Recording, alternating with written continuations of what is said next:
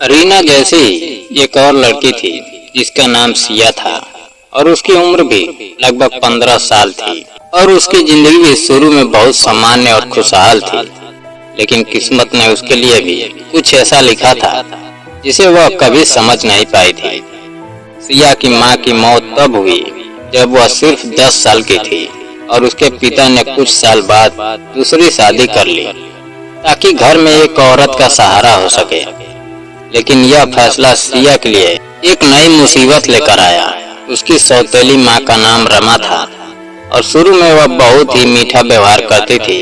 वह सिया को अपनी बेटी की तरह प्यार करती थी, उसके बालों में कंघी करती, उसके लिए खाना बनाती और उसे कहती थी कि अब तुम्हें माँ की कमी महसूस नहीं होगी। सिया को भी लगने लगा कि शायद उसकी जिंदगी फिर से पटरी पर आ गई है, लेकिन यह सब सिर्फ एक दिखावा था। कुछ ही महीनों में रमा का असली रूप सामने आने लगा। घर के सारे काम धीरे धीरे सिया पर डाल दिए गए। सुबह 4 बजे उठकर पानी भरना, झाड़ू पोछा करना, खाना बनाना और फिर स्कूल जाना, यह उसकी रोज की दिनचर्या बन गई थी। अगर कभी वह थोड़ी देर सो जाती तो उसे ताने सुनने पड़ते थे कि तू किसी काम की नहीं है, तेरी माँ भी तुझे ठीक से संस्कार नहीं दे पाई थी।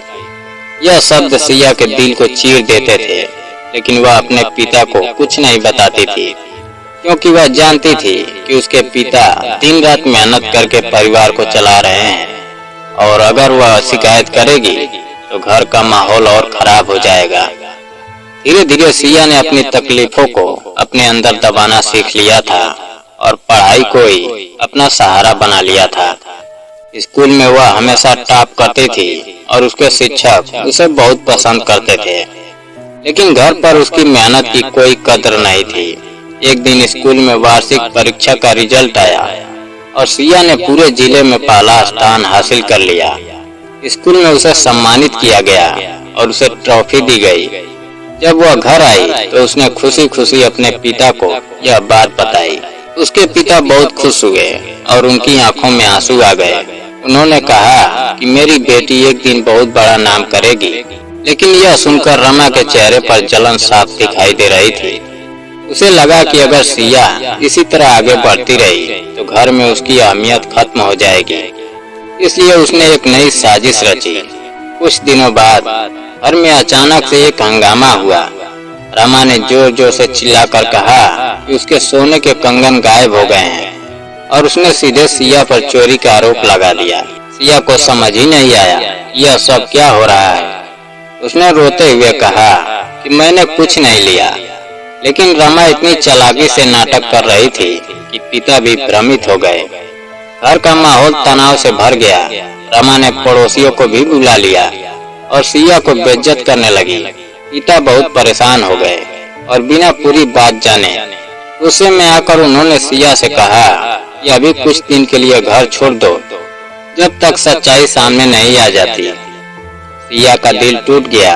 उसने कभी सोचा भी नहीं था कि उसका अपना पिता उस पर शक करेगा। वह चुपचाप अपने कुछ कपड़े एक बैग में रखकर घर से निकल गई। बाहर बारिश हो रही थी और वह भीगते हुए बस स्टेशन की तरफ चल पड़ी। उसके पास ना कोई सहारा था, ना कोई ठिकाना। वह रात को एक मंदिर के पास बैठ गई और रोने लगी। उसी समय वहाँ एक बुजुर्ग महिला आई जिनका नाम सावित्री देवी था। उन्होंने सिया को देखा और पूछा कि इतनी रात को तुम यहाँ क्यों बैठी हो। सिया ने अपने आंसुओं के बीच पूरी कहानी बता दी। सावित्री देवी बहुत दयालु थी। उन्होंने सिया को अपने घर ले जाकर खाना खिलाया और उसे आश्वासन दिया कि जीवन खत्म नहीं हुआ है, असली परीक्षा अभी बाकी है। सिया ने वहीं रहकर अपनी पढ़ाई जारी रखी। सावित्री देवी ने उसे माँ जैसा प्यार दिया और उसे आगे बढ़ाने की प्रेरणा दी। सिया ने दिन रात मेहनत की और उसने प्रतियोगी परीक्षाओं की तैयारी शुरू कर दी। समय बीतता गया और उसकी मेहनत रंग लाई। वह एक बड़ी प्रशासनिक अधिकारी बन गई। अब उसके पास सम्मान, पैसा और एक पहचान थी, लेकिन उसके दिल में अपने पिता की याद अभी भी थी। एक दिन उसे खबर मिली कि उसके पिता बहुत बीमार हैं और अस्पताल में भर्ती हैं। यह सुनकर सिया तुरंत उनके पास पहुंची। जब पिता ने उसे देखा तो उनकी आंखों में आंसू आ गए। उन्होंने हाथ जोड़कर कहा कि बेटी मुझे माफ कर दो, मैंने तुम्हारे साथ बहुत बड़ा अन्याय किया।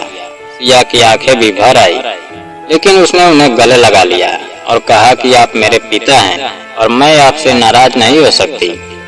उसी समय रमा भी वहाँ खड़ी थी और सच्चाई धीरे धीरे सामने आने लगी कि उसने ही गहने छुपाए थे ताकि सिया को घर से निकाला जा सके।